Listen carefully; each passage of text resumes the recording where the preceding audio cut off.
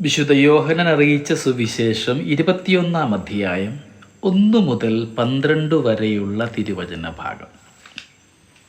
ഈശോ ശിഷ്യന്മാർക്ക് വീണ്ടും പ്രത്യക്ഷപ്പെടുകയാണ്. 2 തരം വ്യാഖ്യാനങ്ങളാണ് ഈ വചനഭാഗത്തെക്കുറിച്ചുള്ളത്.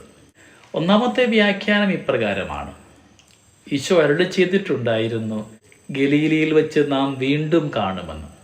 അതുകൊണ്ട് അതിൻ്റെ ഭാഗമായിട്ടുള്ള ഒരുക്കമായിരിക്കാം ഇവർ ഗലീലയിലേക്ക് പോകുവാനുള്ള കാരണമൊക്കെ ആവുക.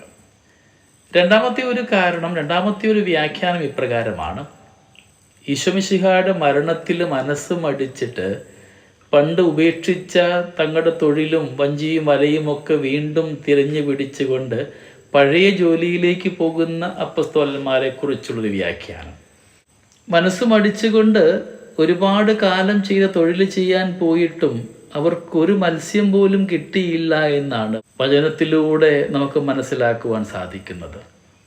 പ്രതീക്ഷയും വിശ്വാസവും ഒക്കെ നഷ്ടപ്പെട്ട് ഈ അപ്പസ്തോലന്മാർ പഴയ പണിയിലേക്ക് വീണ്ടും പോയപ്പോൾ കരയിലിരുന്നു കൊണ്ട് ഈശോ വിളിക്കുന്നുണ്ട്, കുഞ്ഞുങ്ങളെ, നിങ്ങളുടെ കയ്യിൽ വല്ലതും ഉണ്ടോ? അവരെ എപ്പോഴും സ്നേഹത്തോടുകൂടെ കുഞ്ഞുങ്ങളെ എന്നാണ് ഈശോ വിളിക്കുന്നത്. ഏകദേശം 200 മുഴം മാത്രം അകലത്തിലാണ് ഈശോ ഉണ്ടായിരുന്നത്. എന്നിട്ടും ശിഷ്യന്മാർക്ക് ഈശോയെ തിരിച്ചറിയുവാനായിട്ട് സാധിക്കുന്നില്ല. അവൻ പറഞ്ഞതനുസരിച്ച് വലയിടുന്നുണ്ട്, വല നിറയെ മത്സ്യങ്ങളും കിട്ടുന്നുണ്ട്. സ്നേഹമുള്ളവരെ, നമുക്ക് ധ്യാനിക്കേണ്ടത് നമ്മുടെയൊക്കെ ജീവിത ഇടങ്ങളിൽ നാം ദൈവികമായ കൃപയുടെ നിറവിലായിരുന്നപ്പോൾ ഉപേക്ഷിച്ചവയിലേക്ക് വീണ്ടും തിരികെ പോകുവാനുള്ള പ്രവണത ഉണ്ടാകുന്നുണ്ടോ എന്നുള്ളതാണ്.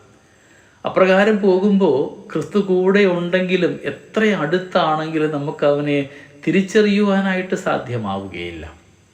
എങ്കിലും അവൻ്റെ വചനം ശ്രവിക്കുകയാണെങ്കിൽ നമുക്കത് അനുഗ്രഹമായിട്ട് മാറുന്നുമൊക്കെയുണ്ട്.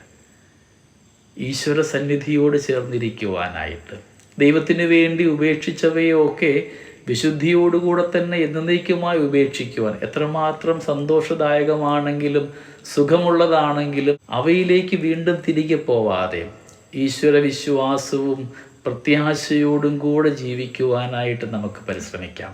ഉദ്ധിതനായ മിശിഹായുടെ കൃപാവരം നമ്മുടെ കൂടെ ഉള്ളപ്പോൾ നമ്മുടെ ചിന്തകളെക്കാളും അപ്പുറത്തേക്ക് നമ്മളെ വിശുദ്ധീകരിക്കുന്ന, അനുഗ്രഹിക്കുന്ന ഒരു ദൈവകരുണ നമ്മുടെ കൂടെ ഉണ്ടാവാം. അതിനുള്ള കൃപയ്ക്ക് വേണ്ടി നമുക്ക് പ്രാർത്ഥിക്കാം. ദൈവം നമ്മളെല്ലാവരെയും സമൃദ്ധമായിട്ട് അനുഗ്രഹിക്കട്ടെ. നമ്മുടെ കർത്താവ് ഈശോ മിശിഹായുടെ കൃപയും പിതാവായ ദൈവത്തിൻ്റെ സ്നേഹവും പരിശുദ്ധാത്മാവിൻ്റെ സഹവാസവും നമ്മളെല്ലാവരോടും കൂടെ ഉണ്ടായിരിക്കട്ടെ, ഇപ്പോഴും എപ്പോഴും എന്നേക്കും. ആമേൻ.